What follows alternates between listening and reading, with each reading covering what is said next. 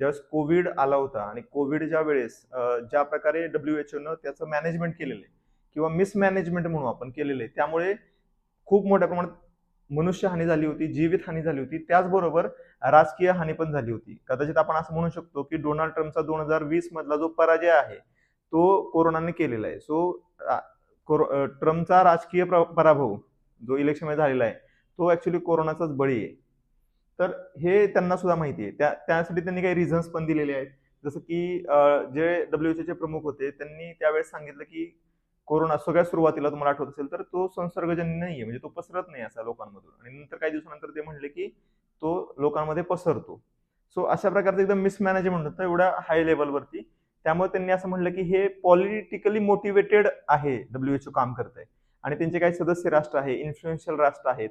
तुम्हाला जर आठवत असेल तर ट्रम्प यांनी त्यावेळेस चायना व्हायरस असं त्याचं नामकरण केलं होतं.